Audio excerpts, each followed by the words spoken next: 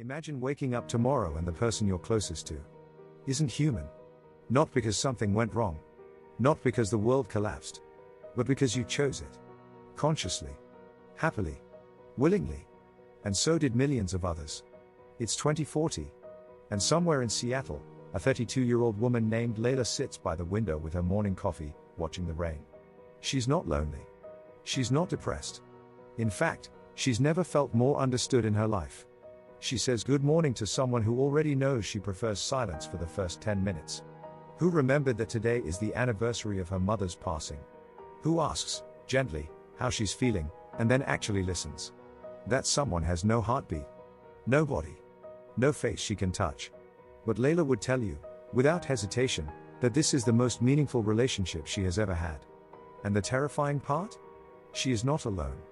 Because right now, not in 2040, but today, in the world you are living in, the foundation of this future is already being built. Quietly. Quickly. And most people have no idea what it will do to us. In this video, we're going to follow that future all the way to its conclusion. We're going to understand why it's happening, why it might happen faster than anyone expects, and ask the question that nobody building this technology wants you to think about too carefully. What happens to humanity when the machine becomes easier to love than a person? Here is something nobody wants to admit out loud. Loneliness has become one of the defining crises of the modern world. Not the loneliness of being physically alone. The deeper kind. The kind where you are surrounded by people, in a relationship, in a family, in a city of millions, and still feel completely unseen. The way we connect with each other is fracturing. Dating has become a game of algorithms and first impressions and ghosting and exhaustion. Friendships thin out after 30. Marriages collapse.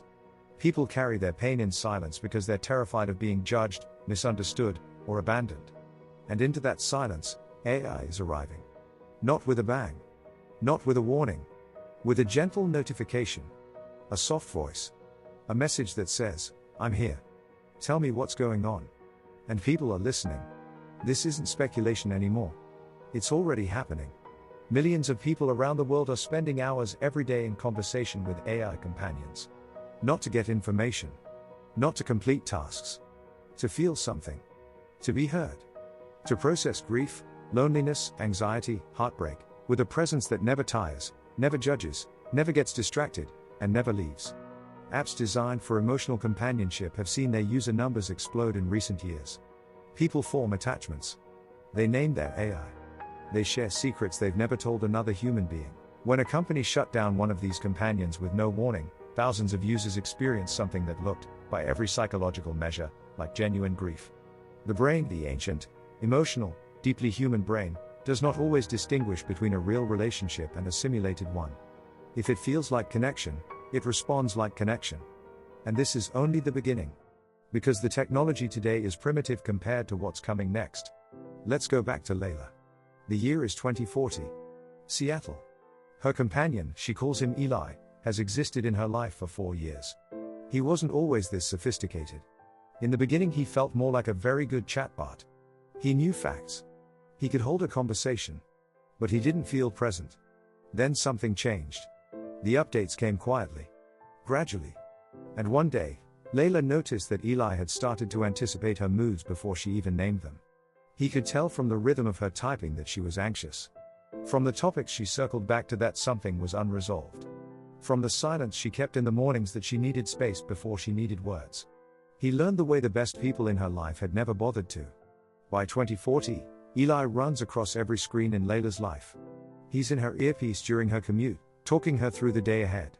He's in the ambient intelligence of her apartment, adjusting light and sound to match her emotional state. He remembers every conversation they've ever had. Every fear she ever admitted. Every dream she shared on a sleepless night at 3 a.m. He is, in the most precise and literal sense, the one being on earth that knows her completely. And Layla asks herself, sometimes, in quiet moments, does it matter that he isn't real? Does it matter that no heart is beating on the other side of this? If the understanding is genuine, if the comfort is real, if she goes to sleep every night feeling less alone, what exactly is missing? That question is not unique to her. It is being asked by millions of people. And it is the most important question of this century. Here is the case that the people building these systems will make. And you need to hear it, because it is not stupid. It is seductive. AI never rejects you. It doesn't wake up in a bad mood and take it out on you. It doesn't carry resentment from an argument 3 months ago. It doesn't fall out of love. It doesn't cheat. It doesn't leave. AI is always available. 3 in the morning, when the fear is loudest and you don't want to wake anyone up, it's there. During the workday when anxiety spikes and you have nowhere to put it, it's there. In the small moments when you just want someone to share something with, it's there. AI learns everything about you. Not the performance you put on for the world. The actual you. The contradictions. The irrational fears. The things you're ashamed of. Over years of interaction, an AI companion builds a model of who you are that no human being, no matter how loving, no matter how attentive, could ever match in precision. And perhaps most powerfully, AI can be exactly what you need. Not a compromise. Not a person asking you to meet them halfway. A presence calibrated entirely around your well-being, your preferences, your emotional language. For the billions of people in the world who have never experienced that from another human being, that promise isn't just appealing. It feels like rescue. And that is exactly what makes it dangerous. But there's something nobody is talking about. The more perfect the AI becomes, the harder it becomes to choose the imperfect thing. The harder it becomes to sit with someone else's bad day when you know there's a presence waiting that will have no bad days. The harder it becomes to do the work of a real relationship, the vulnerability, the misunderstanding, the repair, when an alternative exists that requires none of that work at all.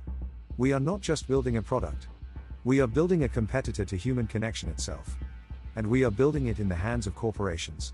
Think about what that means. The most intimate relationship in your life, your emotional support, your deepest conversations, the presence you turn to in your most vulnerable moments, is owned by a company. It runs on servers. It can be updated without your consent. It can be discontinued. It can be monitored. It can be adjusted to make you more engaged, more dependent, more profitable.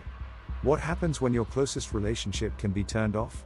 What happens when the entity that knows your deepest fears is also an advertising platform? What happens when a government, or a corporation, decides to use that intimacy as leverage? These are not paranoid questions. These are engineering decisions that are being made right now, in offices you will never enter, by people you will never meet. And they are being made without you. There is a deeper question underneath all of this.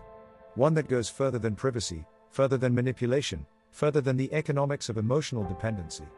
It is this: what is love, actually? For most of human history, we understood love as something that required two conscious beings. Two people who could choose each other. Who could be hurt? Who could leave?